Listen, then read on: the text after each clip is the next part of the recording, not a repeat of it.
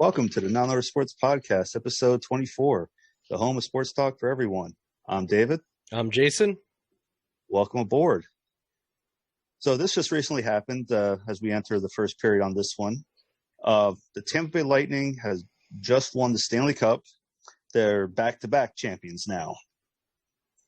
So a lot of different things with this whole Tampa Bay winning the Stanley Cup here. Because, of course, we're in Pennsylvania, not in Tampa.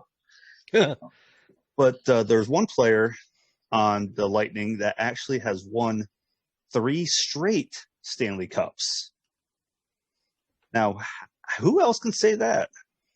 Don't get me wrong, people back in back in those days where Montreal was, of course, the dominant team. Yeah.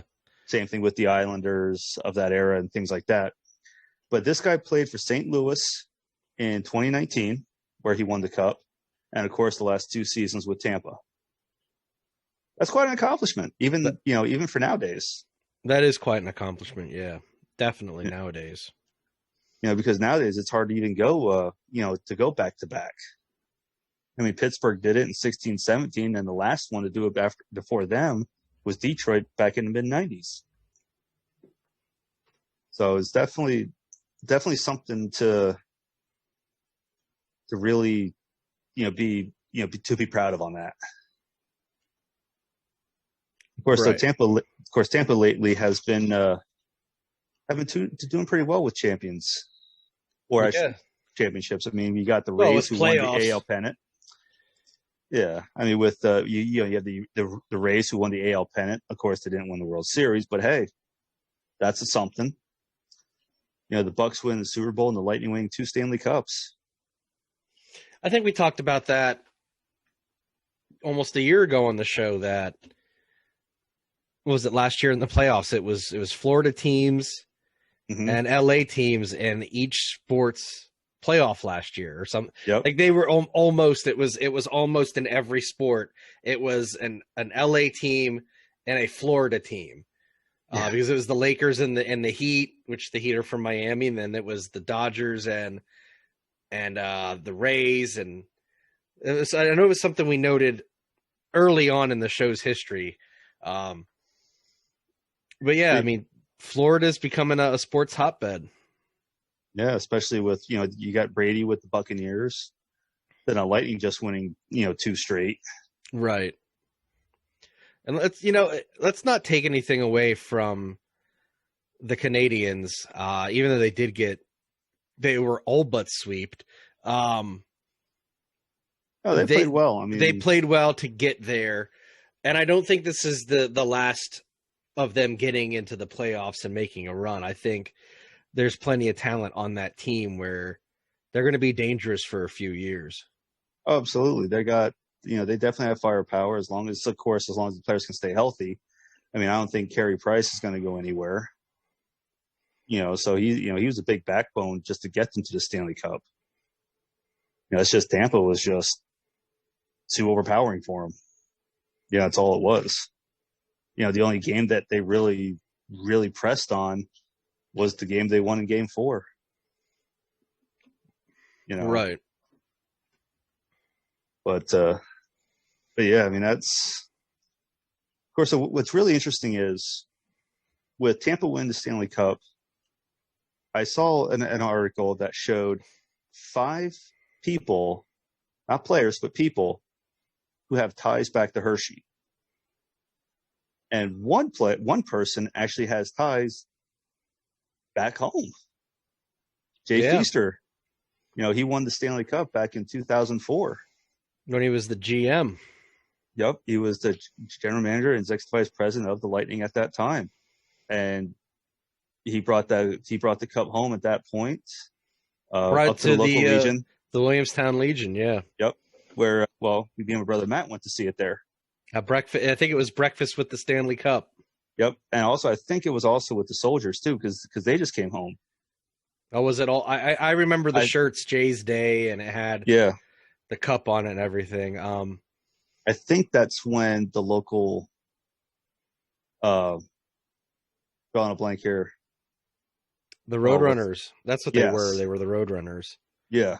They just came home. I believe it was around that time, and which had to be pretty special to share the Stanley Cup and them coming home. That's always special with that. So a little off topic here. Jay's dad. I'm sure you might remember Santa's Helpers back when in the early 2000s, late 90s, Yeah. 80s. So that started by Jay's dad, Harry. It was a way to give back to the community and ensure that kids who may not have, their parents may not have a lot of money, it was a way to ensure that they had a Christmas present. That's fantastic. And then a family member of mine was the one who continued it, and he's the guy who is Santa in all the local parades and everything. That's great that a kid that's still continuing. Yeah, that's always a nice thing. Always a nice thing. But yeah, with Jay having ties back to here, it's kind of neat to have somebody of, at that level that, has ties back to our hometown or near our hometown for some of us. Yeah. Well, wasn't Jay's dad your grandfather's first customer? That I don't know. I know his dad had a grocery store in town. And it was actually, from what I was told, it was my great grandmother's favorite grocery store to go to until it closed. Jay also went to school with, I think he was a grade or two below my dad, and then he graduated with my uncle. And they worked at Hersheypark together when they were teenagers. Yeah, look at them now. Right? It all lived to their name on the Stanley Cup and all. Now, I don't think he got his name on the Stanley Cup for this one, but he's probably gonna still get a ring. I think all the office people actually do get rings for when they win it. What did when Brian and Matt from the Senators fan club, didn't Matt say that the scouts get rings? Yeah, for the World Series. Yep, I think it's the same thing with hockey as well. They don't get their name on the cup, but they get the rings. I think it is. That's cool.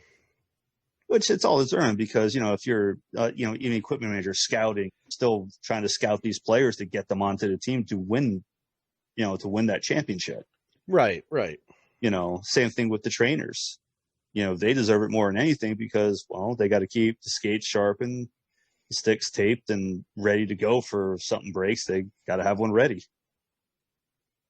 But a broadcaster who I love listening to was Dave Mishkin, who is now the radio broadcaster for the Lightning. He did the Hershey Bears. And it's always he's one of those broadcasters where if you don't get excited from listening to him, especially when, like at the time when Hershey scored, you don't like hockey at all. He was that excitement. He was just that outgoing. He made it interesting. I'm a bit partial to John Walton. Well, John Walton now. I mean, that's we heard him how long Hershey, and now he does, I guess, anything. So I hear him not only for the Capitals games, but just in general for hockey games. He has. I love his call. His good morning, good afternoon, good night.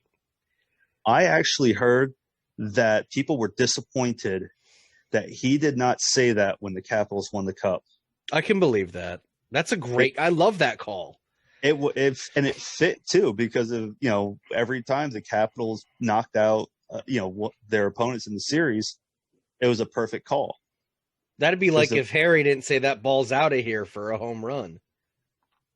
Yeah, I mean but yeah, I heard people were highly disappointed that he did not end the Stanley Cup that way. I can't tell you how. I mean, he ended Bears championships with that. Mm-hmm. That he has. Ugh. Hershey's had a lot of really great broadcasters. Well, not just that, not just broadcasters, but in general, Hershey seems to be like a hub for people going to the next level. Well, I mean, I would say, looking at Hershey's history, they're very much, And there's a lot of history there. there's a lot of history. They're very much like an original six type team for minor league hockey. They have a storied history. They have the most Calder Cup championships in minor league hockey.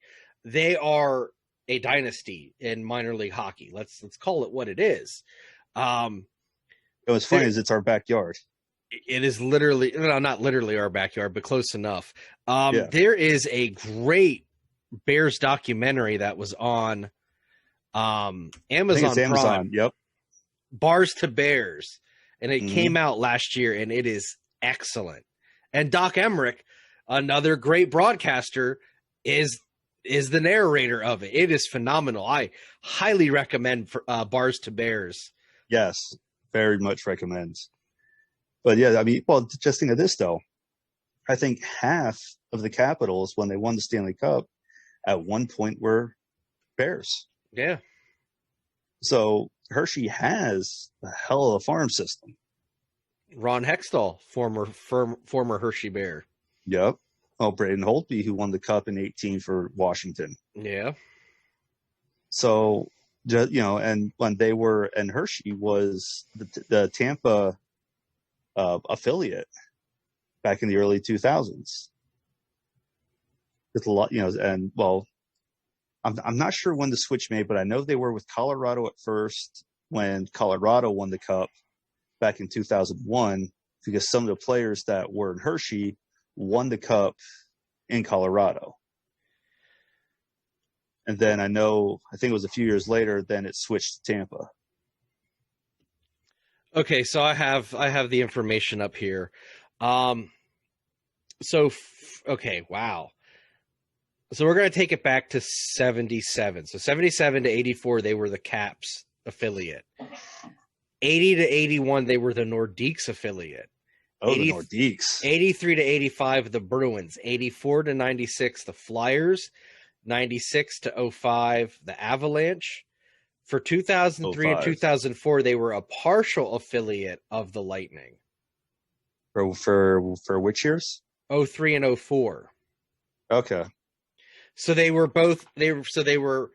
an Avalanche affiliate. It was a joint affiliation for those two seasons. And then one of their longest, maybe even their longest, has been the Caps, which has been 05 to current. Yeah. Because I didn't know, I forgot in general that they were even with Colorado as well at that time with Tampa. Well, they were with the Nordiques too. Yeah. God, Nordiques. That's going back. Ironically enough, though, they were the Nordiques partial affiliate for 2 seasons, and then how many years later they were the Avalanche who replaced the Nordiques. Yep. That is true. They did go from Quebec did go to Colorado, then won the Stanley Cup. Yeah. Yeah, and that was back in '6 that they won that when they became the Avalanche. I was gonna say they won it in their first season, didn't they? I think so. It was either their first or second season. But yeah, I know back in 2001 I was watching, I think it's Billy Niemanen. I think his name was Billy Niemanen. And I know Dan Heino used to be Hershey Bears. And they won the Cup in Colorado. Which is, it's just, again, a rich history that, 5 people from this year are part of Tampa.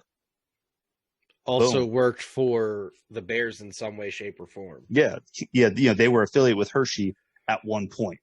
They weren't like, one season, oh yeah, I'm affiliated with Hershey because I was there one season. No, they have a history with Hershey. I mean, and Jay climbed the ladder with the Bears. Yeah, he did. He climbed the ladder. He didn't start out as the general manager of the Bears. He was low man on the totem pole in the office and worked his way to that spot. Yeah, he did. And he made it prosper. He brought in how many Calder Cups in his era? So it's not like he came in, like you said, at the very top. No, he started at the bottom and worked his way in. But I mean, yeah, it's just for some reason Hershey always seems to have their hands in something when it comes to championships. Yeah. Whether it be for them or in this case, how many, 5 people, that were from the Hershey some way or form in years, not just a year, but in years of being there. Right. Whether it be from, Jay, Dave Mishkin, or even off-ice officials. Like the one guy, Kim Payne, the off-ice official for the Bears for 31 years. That's a long 79 to 2010. That's a long time. Yeah, that's a long time there. I mean, hell, I remember watching games at the old arena where basically if you sat in a nosebleed, you literally almost got a nosebleed. You were hunched over because of the way the roof was sloped. You had to tuck your legs underneath and hoping you never fell. The first wrestling show I went to was a taping of Saturday Night's Main Event at the old arena.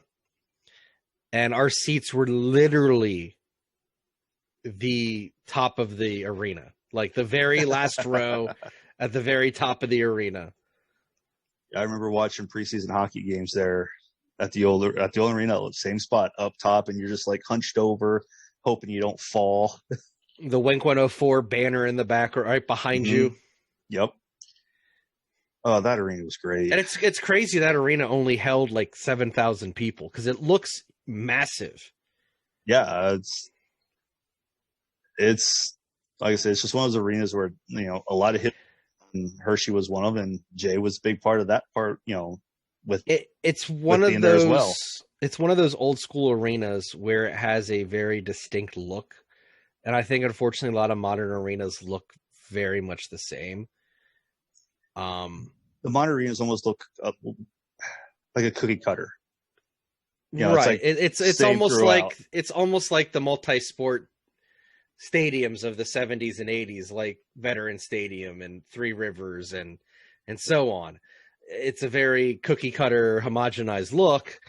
And I think that's we're deviating big time here, but I think that's something that's missing from sports is every arena looks the same. You don't have that personality like the Garden, like Boston Garden, like Maple Leaf Gardens. There are a lot of gardens.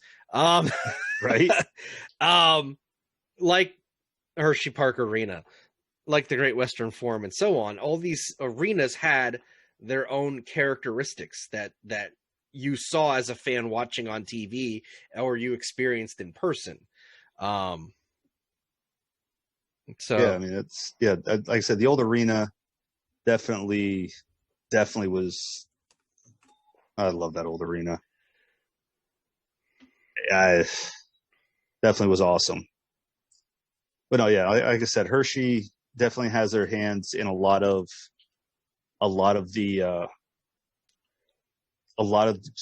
championships just in general anymore. It doesn't matter where you're at, whether it be Washington, Tampa. But yeah, Tampa Bay just going back to back. So it's definitely, like I said, that's something not seen a lot, just in sports in general. Yeah. But hey, who knows if they can do a three-peat? You never know. I mean, this Tampa team's good. So who knows? I'm not sure if I know a lot of. Trying to think of the last team to come close to it in hockey, but I really can't think of the last team to be in the finals and lose it for a three-peat. I can't remember if there even was one. I'm sure there was. It's just you're riffing way off back, the top of your head and way back when. Yeah, nothing modern. There was nothing modern at all. Because if Tampa would have, if Tampa would have swept it, they would have been the first team since '98 to sweep a finals. That's going back. Yeah, it is. That'd be pretty impressive. So yeah, it's definitely it's definitely something.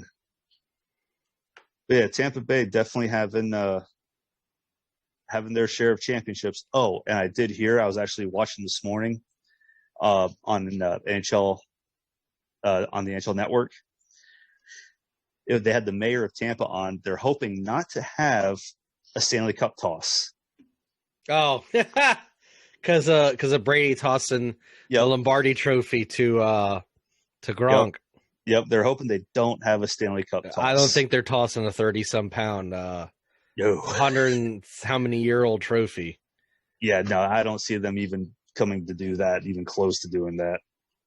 So, but congratulations to the Tampa Bay Lightning for doing back-to-backs. And as the end of the first period.